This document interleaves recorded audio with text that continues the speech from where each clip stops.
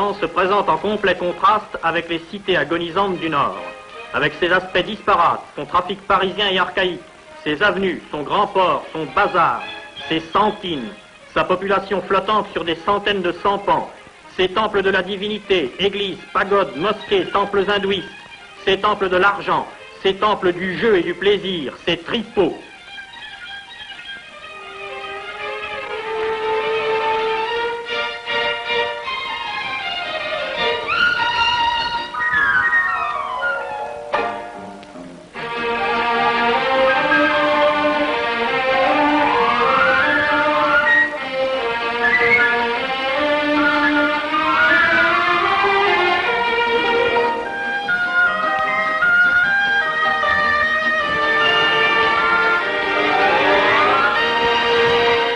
La grande ville, trop occupée de ses propres affaires, accueillera d'abord avec indifférence ces centaines de milliers d'arrivants et sera longue à s'apercevoir qu'il doit tout de même se passer quelque chose d'anormal là-haut.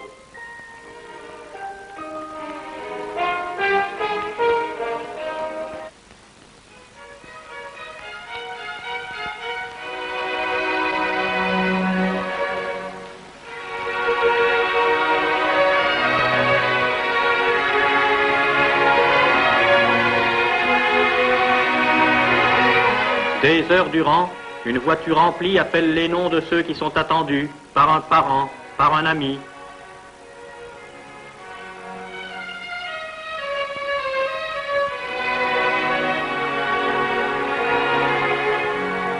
De nombreuses délégations viennent saluer les arrivants.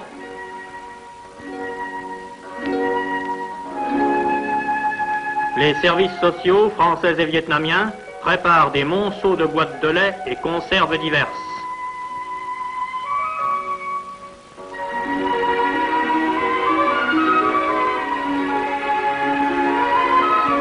Aujourd'hui, la manifestation a pris une ampleur particulière, car on attend un visiteur illustre, le cardinal Spellman, archevêque de New York.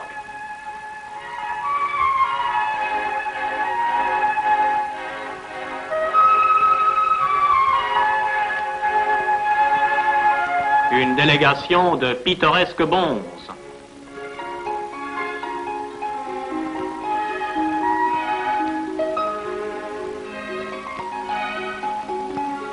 Et une autre de non moins pittoresques vieux curés.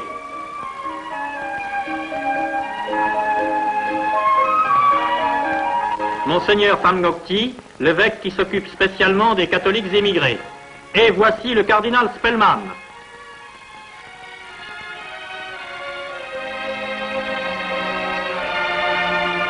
Un maladroit ayant fait tomber une pyramide de cigarettes destinées aux réfugiés, le cardinal aide le plus simplement du monde à réparer le malheur.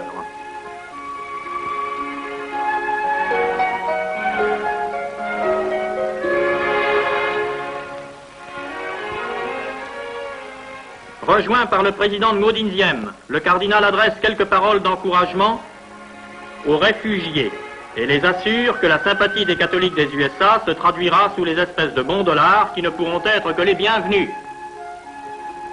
Tout cela n'empêche pas le petit commerce d'établir dès avant le débarquement un premier contact entre les arrivants et les Saïgonais.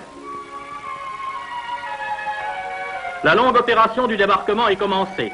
Pour observer ce phénomène dont l'ampleur commence à étonner le monde, les plus grands journaux ont dépêché leur crack, Graham Greene, envoyé du Sunday Times et du Figaro littéraire.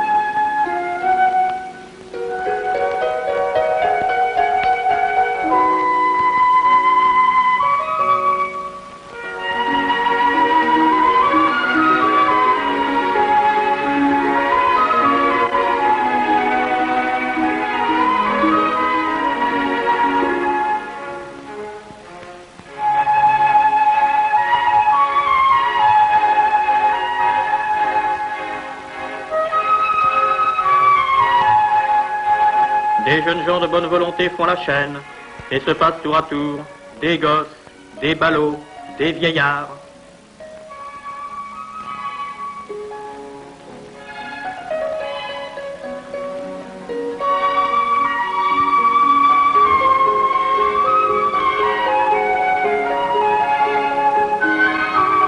Cette vieille infirme chinoise est accueillie par des compatriotes et, comme tout le monde, elle reçoit sa ration de douceur.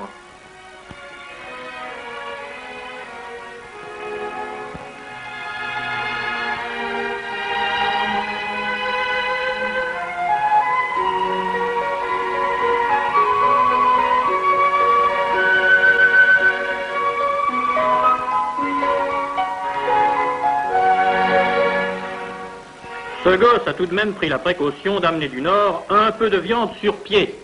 Mais il est des détresses qu'aucun service social ne parviendra jamais à consoler.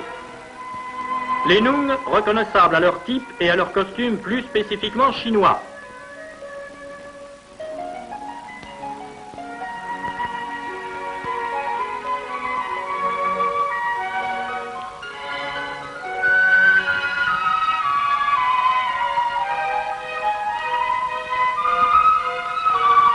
Enfin, voici les mannes.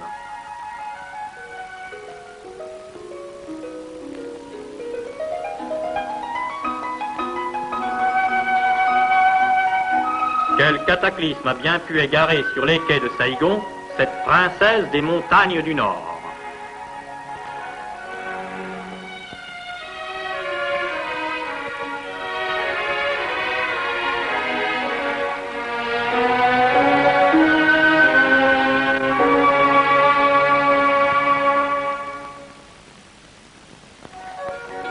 Les plus fortunés des réfugiés peuvent acquérir à prix d'or un petit compartiment comme celui-ci dans les faubourgs de Saïgon. Dans l'unique pièce, on a rassemblé les quelques trésors qui ont pu être sauvés, souvenirs de l'aisance d'hier, les précieux vases anciens de Chine et les belles tuniques des jeunes filles. Mais la plupart des réfugiés ont été emmenés dans un des immenses camps de transit du Tour de Saïgon, qui sont ravitaillés chaque jour par les camions de l'armée. La petite vie s'y organise là aussi, au jour le jour, en attendant.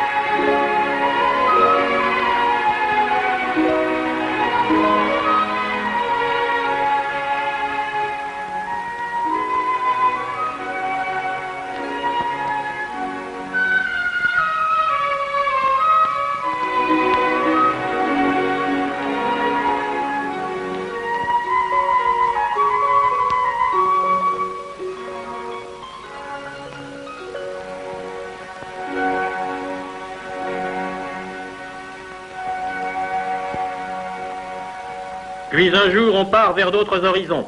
Les mannes sont prises en charge par le père Maillot. Il les ramènera vers les montagnes, leur habitat de toujours. Avant leur départ, ils reçoivent la visite du cardinal Gilroy, archevêque de Sydney, venu à son tour apporter aux réfugiés du Nord-Vietnam le salut et l'aide des catholiques australiens. Ceux-ci étaient pêcheurs. Les voilà transplantés en pleine forêt. De l'eau, un petit puits en donne chichement.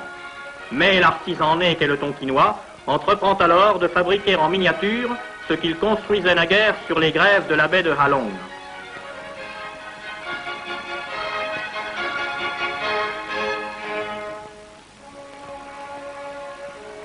Ils iront vendre leurs jolies petites jonques à Saïgon et se feront ainsi un peu d'argent. Ceux-là, par contre, ont la chance d'avoir leur camp traversé par une belle rivière.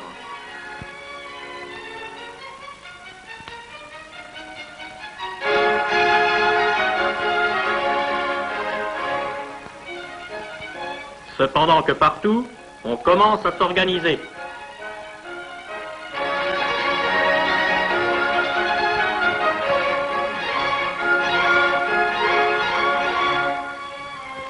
Souriez un peu, grand-mère.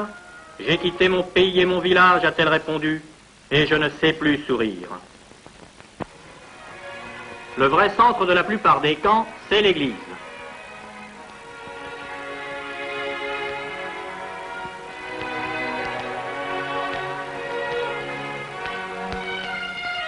Touchante idée.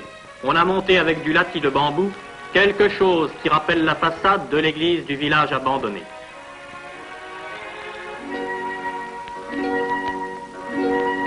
Aujourd'hui, l'immense camp de Honai est abondamment pavoisé aux couleurs nationales, françaises, américaines, mais surtout pontificales.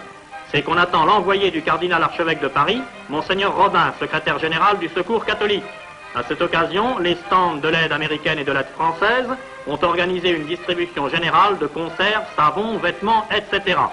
Puis tous se rassemblent face à l'autel dominé par la statue de la Vierge, où Monseigneur Rodin, qui est aujourd'hui l'ambassadeur de l'amitié de tous les catholiques français, va célébrer le Saint Sacrifice.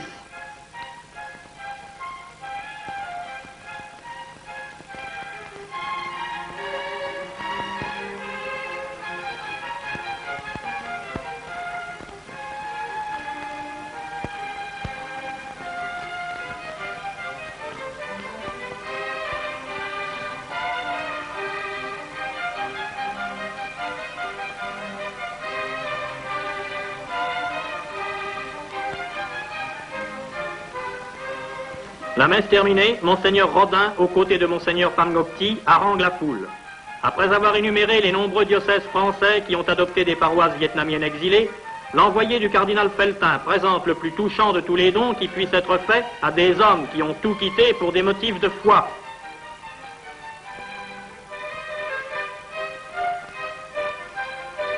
Dans la nuit tombante, un enfant vient tirer au sort le nom des premières paroisses qui seront servies.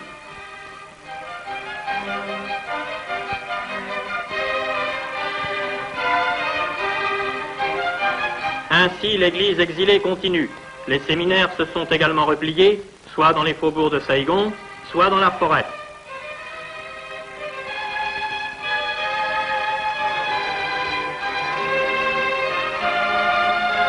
Les religieuses amantes de la croix ne reculent pas devant les travaux de force.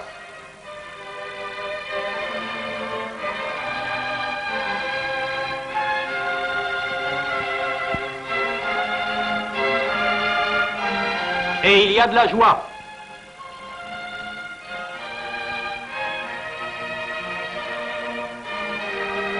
Les camps les plus émouvants sont évidemment ceux qui, renouvelant la geste des pionniers de tous les temps, sont allés s'établir dans la jungle vierge des plateaux de la cordillère anamitique.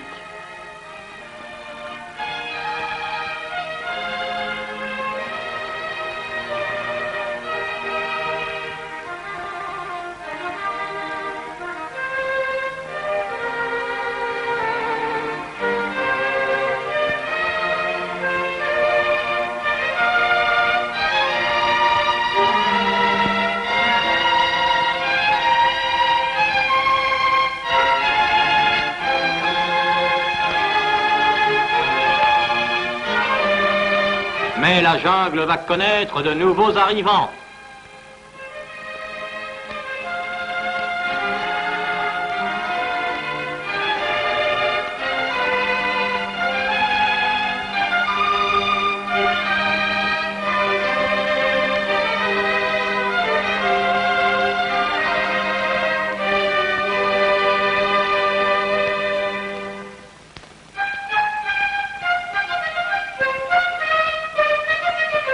Dans les vastes espaces défrichés, d'extraordinaires villages commencent à s'élever, avec leurs tentes, leurs cabanes de feuilles et de bambou, leurs maisons de tôle.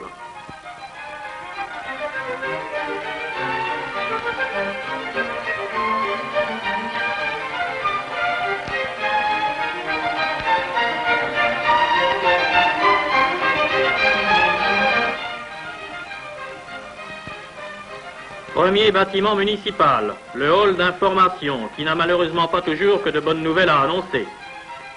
Mais on s'occupe déjà activement des maisons communes essentielles, l'école et l'église.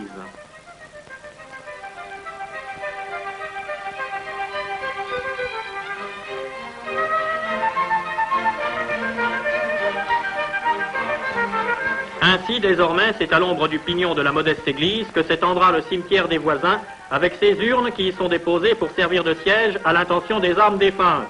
Car il y a les voisins, pas mauvais bougres, mesdames un peu farouches, qui sont ici chez eux.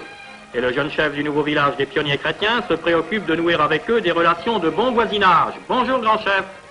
Tiens, qu'est-ce que c'est que ce type-là? Il en a une touche. Enfin, bonjour quand même. Oui, ça va. Quelle manie ont-ils de tout emballer? Ils s'emballent dans de la toile et il faut qu'ils emballent même leur tabac. Enfin, sachons nous montrer compréhensifs vis-à-vis de ces mœurs étranges. Ça me fait rien tout de même.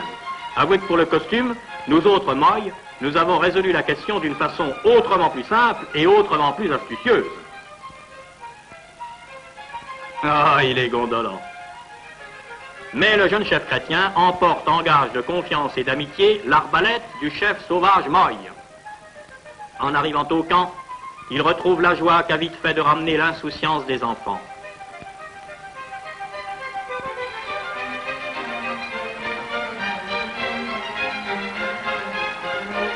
Et la vie reprend le dessus. On fait connaissance avec cette terre si jaune, si sèche, si différente de la terre rouge et grasse du Nord. On voit ce qu'elle peut donner. Un peu d'élevage aussi. Et l'eau qu'il faut aller chercher au ruisseau.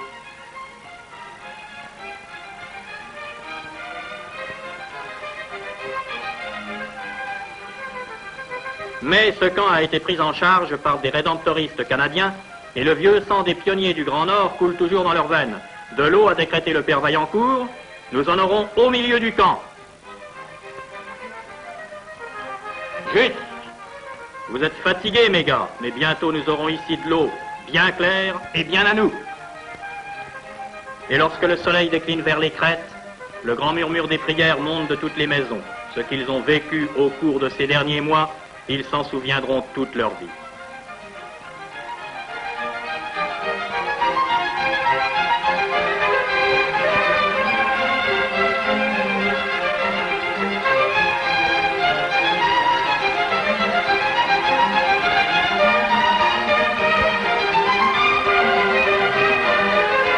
Et on voudrait espérer malgré tout que la méchanceté des uns, la veulerie des autres, ne feront pas qu'un cauchemar comme celui qu'ils ont vécu revienne encore troubler le sommeil de ces braves gosses. Et souvent leurs rêves et notre dernier souvenir se reporteront là-haut, par-delà le rideau de fer, vers tous ceux qui auraient voulu partir et ne l'ont pas pu, vers ceux qui ont préféré souffrir là où étaient leurs maisons et leurs champs, et vers cette poignée d'hommes, évêques, missionnaires, prêtres, restés à la garde des églises désertées et du petit troupeau des fidèles, vers ceux qui, au cours des siècles, ont profondément enfoncé la foi en terre du Nord-Vietnam et y dorment leur dernier sommeil. Pauvres chères églises du Tonkin, vos humbles voûtes, aujourd'hui silencieuses, résonneront-elles encore jamais aux accents des prières?